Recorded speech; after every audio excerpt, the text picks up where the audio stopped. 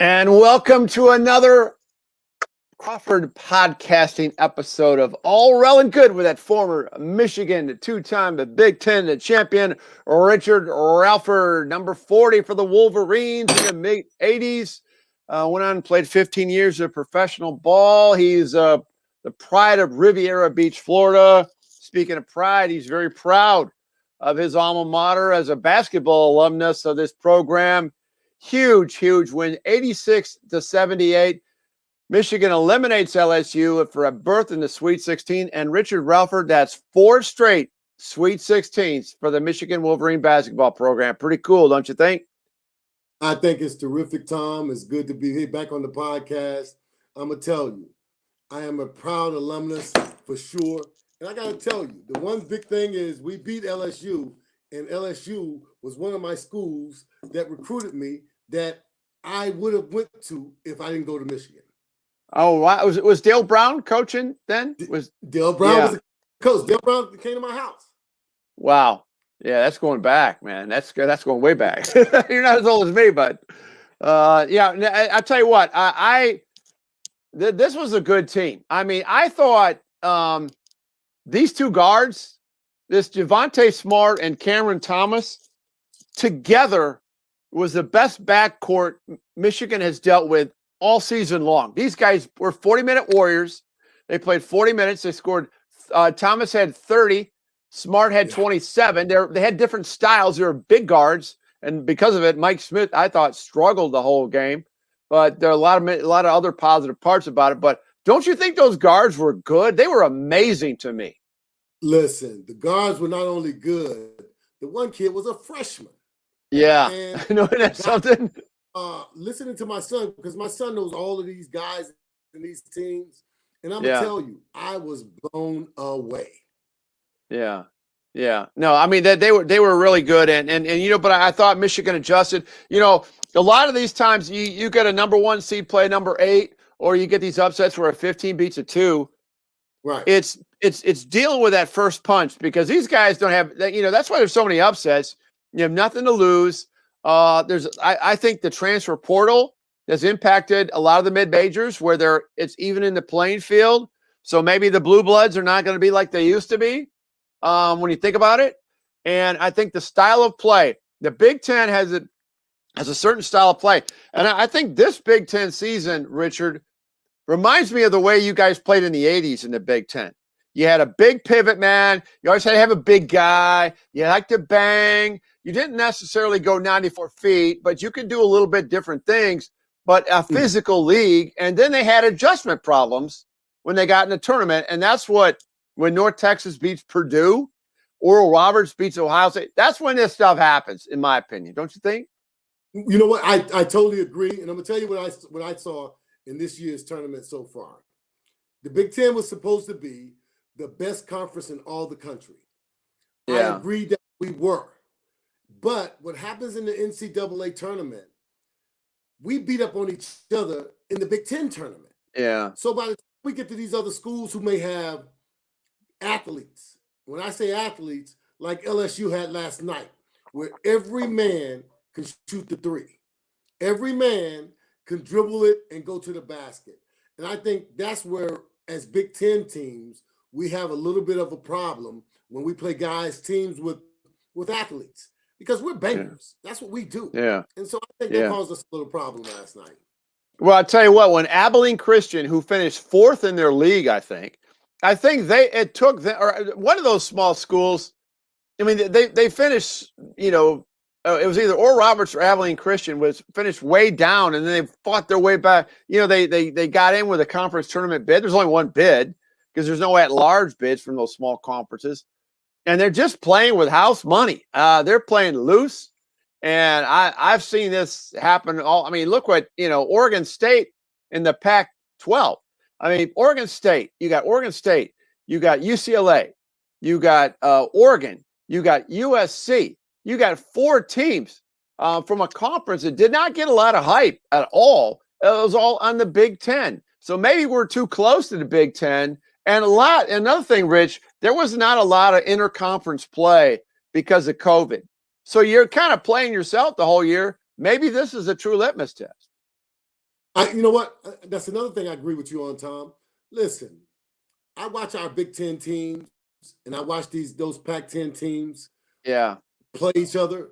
And you know what? Somebody brought something else to my attention today. Tom, you know how long we've been in Indianapolis? We had the Big Ten tournament there as well. Yeah. Yeah, And I know. so I listened to coaches this morning say that boredom could have set in with our guys as well, Yeah. being in Indiana so long. And my thing is look, I'm with you. I think we didn't have any interconference games, out of conference games, I mean, and that hurts because now we stuck with one kind of playing. And being on the Big Ten side, we're bangers. And Yeah. so you don't go out and play the teams like Oral Roberts or USC or UCLA. Yeah. We're not used to those teams. And so I think that Yeah. kind of hurt it as well. Yeah, there's some slashers. I mean, I thought North Texas, the way they slashed against Purdue, was a perfect example of Big Ten style of play versus these little, scat back. They're like little running backs. I mean, these guards, Yeah. they just attack. And to be honest with you, I haven't talked to you since in round number 1, Michigan beat Texas Southern, and I thought Michigan's defense was very porous. They were letting dribble drive penetration come in at the wings off the point, and it's like, and that's what I thought that Livers, his absence was key because he makes all those defensive calls a lot and gets everybody in position. He's the ultimate communicator. But man, I thought they played dramatically better against LSU than they played against Texas Southern. And they went on a 14-1 run, Rich, in that second half in the span of about 4 or 5 minutes, and they got stop after stop after stop. That defense, that sets a tone, right? Well, that's why we're still in this tournament. Yeah. Because I think that we play really good defense. Yep. And because we don't have Livers, whose I feel is our glue, I think the guys that are coming off the bench are making a big contribution. Oh, I huge. am happy with Zeb Jackson playing the Yeah. way he did, He and did. Juwan Yeah. giving him his opportunity and him playing for it. And I love the way Shawnee came out last night and balled his behind off because they know, man, listen, you're on the biggest stage. And with Mike Smith and Shawnee, I think they're showing everything that they can do. Because in the beginning, you're right, Smith didn't have a great game, but in the second half, I thought he did some smart things He and did. made some decisions. And that's You what you know, need from your point guard. yeah, you make a good point about Zeb, because I rethought that evaluation of the Texas Southern game a little bit further then right after the game where I have these, jump to conclusion moments like, oh my God, this thing could be trouble. I didn't like how Michigan finished and all that. Didn't take care of the basketball and blah, blah, blah, blah, blah. But I thought Juwan, by playing Zeb Jackson as much as he did and gave him a little confidence in there, he hit a couple of threes. He's doing that because he knows he can play him in that game as much as he did. And he's going to get that win anyway. Because you're going to need Zeb Jackson. He's going to have to come on that court. He's not done. I think he's going to be in there at some point before this is over at critical time. I really do. Well, I think Juwan is setting up for that because you just said something that made a little bit of a difference the other day because now when we start to play these guards that are big, Zeb Jackson 6'4". And playing the point guard position on the 2 at 6'4", you're going to help out tremendously because Smith isn't so big. And so I think Juwan, listen, I have to say this. I heard Rick Pitino, who I have the utmost respect for as a basketball coach, say on ESPN, if I was a young player, there's no way I wouldn't want to go play for Juwan Howard. And he said that? Oh, yeah. He said that. I didn't hear that. And I was blown away. And I immediately called one of his players, his ex-players, Gary Plummer from Detroit. And Gary said, Rich, that's why everybody loves him because he's a player's coach. And look what he's done with Iona to get them to the tournament. So I think everybody's starting to notice what Juwan Howard is doing. Yeah. Yeah, I thought so too. You know, I thought Hunter Dickinson had a terrific game. He had 12 points and 11 boards, but man, he made a couple of dumb fouls out of frustration. I thought the officiating at times was just terrible. I mean, Shawnee got fouled. He got called for a foul on Cam Thomas, and he, on a three, and he didn't even hit him. Didn't even, it's like the referees were imagining what they were seeing. But I thought Hunter lost his poise a couple times, and he can't allow that to happen. No, he can't. But I also think Hunter got some bad calls. Yeah, he did. He did. He got some bad calls because I'm gonna be honest. The call he got going back up the floor that he just reached, yeah, they called the foul. I was upset because as a referee, that foul didn't do anything to impede anything for that play. Amen, and brother. You called it on a guy that you know as a referee how important he is to that team. Yeah. And you know that this kid is giving everything he has. And he's a freshman. Yeah. So, you guys, I'm agreeing, Tom. I don't think the officiating in any of some of the games that I've seen for the tournament have been that great. Yeah. What I think is going to be key without Isaiah Livers is for Franz Wagner to play for, maybe this is too much to ask, play for 40 minutes like he played that last 5 minutes of that game last night. He was gritty. He made he had that dunk. He completely shut down Cam Thomas on like 3 or 4 possessions in a row. Why can't Franz do that the whole game? I mean, that's what I'm asking you. Why did you only have so much you can focus on? I mean, don't you get frustrated with him at times? I'm not playing a complete game at big time moments, or not? Well, I love Franz. Yeah, I know. You love everybody. You're a good guy. I was frustrated with him last night. Were you? Because I feel being projected as an NBA player in the first round. Yeah, you got to bring it. You got to bring it, and you didn't bring it until the last 5 minutes. Yes, that's when you brought it. And I understand that it was the last 5, but I need you to bring it for 40 because I guarantee you, Tom, if he brings it for 40, it's not a close game. It's not going to be a close game because he had 16 in the second half. Yeah, 16. Now imagine if you get me 8 points in the first half. Yeah, what that does. And so I think when Juwan sits him down and shows him the videos, because they say that Franz loves looking at the videos, loves looking at games before and after. So I'm hoping that he realizes, listen, we can get to the Final Four if I'm on top of my game. Because I guarantee you, Hunter's going to be on top of his game. Because Hunter's out there trying to prove something to people who don't think he can really play. Right. And he's going to have a 7-footer again at Florida State he's going to have to deal with. But, I agree totally with you on Franz. I mean, early in the game, okay, so he goes to the free throw line. He barely hits the rim. And then he shoots a 3 that barely grazes the rim and goes off to the left. It's like, what is it, nerves? I mean, it's like sometimes he's a difficult dude to figure out. Sometimes I think he has extraordinary talent. I think he's a great defender. He can discombobulate a team defensively with his hands, and he can make plays. But I agree with you. I think if they're going to beat Florida State, you're going to have to get a complete game out of Franz Wagner, or it ain't happening. He's the guy. He is the guy. He is the guy on Sunday at 5:00. There's no question in my mind. Well, he's also playing against a guy who I've been knowing since 7th grade, who came to my basketball academy, me and Kenny Anderson. And his name is Scotty Barnes. Okay. And Scotty's been that big almost. He's been 6'5" since I've known him as a 7th grader. And he's coming to play. And I think that's who Franz has to guard. He's going to have to guard Scotty Barnes because they're kind of similar as players. And he's going to be on top of his game because Scotty Barnes is coming with his. Yeah, Scotty Barnes got 22 minutes of action yesterday in that, and they were impressive in that win over the Buffaloes. Let me tell you something about just offhand about Florida State, Rich. About Scotty Barnes is one of those guys, one of those 9 guys on that team that averaged double-digit minutes.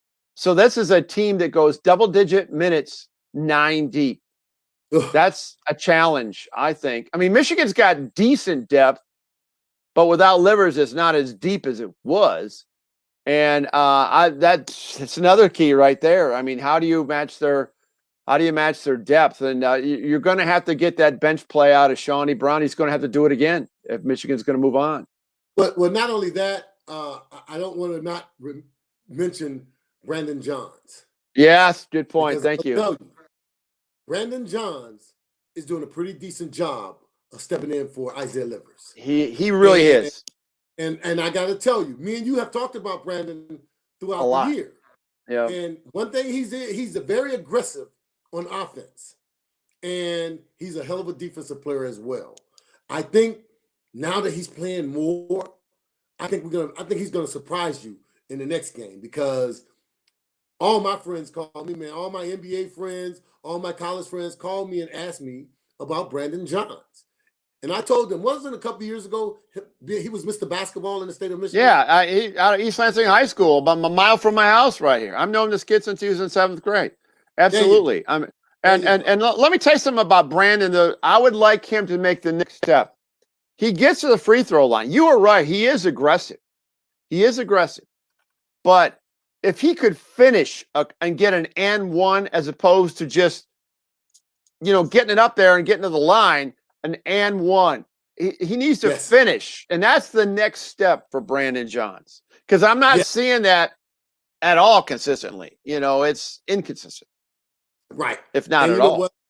I'm hoping that this tournament gives him some things that he can go and work on and be ready to play. Because, we got him coming back next year. Yeah. And I'm going to love having him back next year. Oh, yeah. No. He's a leader. He's a leader now. Right. Now I want to ask you a question from your former player perspective. So you did that first weekend bit, where you played your Thursday game, your Friday game, whatever, and then you're sitting in the hotel, you're waiting for the next game 2 days later, you have some ballroom walkthroughs and things like that. I mean, what's it like at an NCAA tournament as far as waiting? Is that grueling? What do you do? Do you do homework? You play cards? What do you do? Well, first of all, with us, we had our tutors on the road, so we did homework, but you only do that for a couple hours. And then you play cards the rest of the time. Is that what you know? What card game? What card game did you play? Euchre, or what did you play? We played spades, a lot of spades. And for some of the guys who could play bid whist, we played bid whist. And listen, for us, I'm gonna tell you what the tournament is like. It's like AAU. It's like when you go to an AAU tournament and you have to sit and wait for other teams to play, but you get to watch them. And so that's what it reminds me of AAU tournaments. I heard a kid say that the other day on ESPN as well. They said, "How did you feel about being in Indianapolis?" It's like the AAU. Listen, the difference also is there is no intimidation factor, because now all you guys are walking around the same hotels. Yeah. So you're getting to be friends. And so, no, there is no intimidation factor in that situation. Oh, that's an interesting point you make. Yeah. And so, I mean, but this, you're right about this state. I mean, they play Sunday. Okay. And this is not like you go home and then you get on a plane and come back, which is, at least it passes the time. You're just there. I mean, they're in Indianapolis, like you said, from the Big Ten tournament till now, and at least for, I hope longer. I'd love it to be 2 more weeks. I hope 2 weeks from today they're heading back to Ann Arbor for some big gathering, on the Diag or something, whatever they're going to allow to happen with all this COVID, or down at Chrysler. And also remember, Tom, that they're basically like in a bubble, because they can't really see the families. Yeah. Because if I'm a coach, I'm guarding my team, because COVID has already taken teams out of the tournament. Yeah. The coach. Yeah. So this is a different perspective too for the players. You may talk to your family on Zoom calls or FaceTime, but you're not really seeing them. And I know, knowing Juwan, I'm sorry, but I can't afford to have you go talk to a family member and the family member has been somewhere and not even known that he's contacted or been around a person who has COVID. Yeah. Well, So unlike when you were playing, not to date yourself, but we're going almost 40 years now since you were I take that back, 35, whatever. Since your last game 35 years ago. These TV, you got these three networks, you got True TV, you got TBS, TNT, CBS, and you got all these games, they're all televised. And some of them are tipping off like at 10 o'clock at night. Okay, so these games, you got the games, and they go post-game pressers and all that stuff. So the winning team gets back to their hotel about 1:30. They're letting them sleep in at least. I mean, you didn't have those late games, did you? So you just no, got up in the morning and just did normal routine, right? right, and because a lot of our games were either 5 or 7, Yeah, and so that's early, and yeah, so we didn't need all. We kept our same pregame time, meaning we ate yeah. our pregame meals the same, we watched videos the same, so it wasn't a big change for us. Right. Did you start? When did you start getting the adrenaline going prior to a game? In NC2As, everybody's tight. It's one and done. Did you feel because of that more anxiety about it going into the game or not? No, because each team, when you sit down as a team and you watch videos of the teams that you have to play, Yeah. you get more excited about getting ready for the game. Okay. Because you usually get to the stadium maybe an hour and a half before the game. And really and truly, for us, that's when the adrenaline started coming in. As soon as we Okay. hit the stadium. Never before we got there. Because we all talked and as teammates. But once we got into the arena, then the adrenaline starts to go. Then it starts pumping. Yeah. Mm-hmm. Yeah, it's great. Well, these big stadiums now, it's crazy, but they're empty. But I'll tell you what, there's a lot of Michigan fans there at Lucas Oil. I thought, that got into the game. There was 5,000 fans totally, and it's a massive structure, but a lot of "Let's Go Blue" up there. A lot of great to be a Michigan Wolverine chants after that game, and that was I keep saying it. That was the best win of the year. I'm ecstatic. Yeah. I'm just relishing this thing until Sunday at 5. We don't have to worry about them losing until they tip off on Sunday. They're in the tournament, and I think that was a huge win. And let me make this other statement, Rich. These other Big Ten teams are all sitting on the side. With Juwan Howard, I wouldn't trade our program for any program in the Big Ten, maybe even the entire country right now. Don't you think? I'm going to tell you, like I told you earlier, I heard Rick Pitino say about Juwan Howard. Yeah. If I'm a big guy, there's no way I wouldn't want to go to Michigan. Oh, yeah.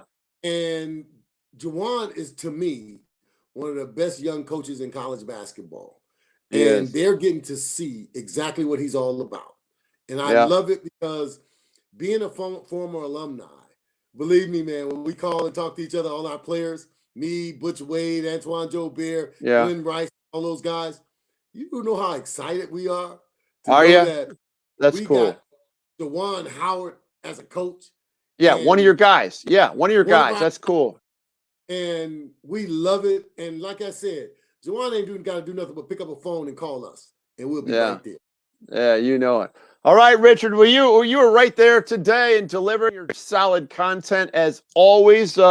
We'll talk post, hopefully a post game podcast with a victory smile to it, following that 5 o'clock tip on CBS. Jim Nance behind the microphone. You got the A team with Raftery and that will be in Grant Hill, so that'll be nice. A really good spotlight for this Michigan Wolverine basketball team. Great job again. Go Blue, Rich, and we'll talk to you next week. Go Blue, baby. Talk to you next week, Tom. All right.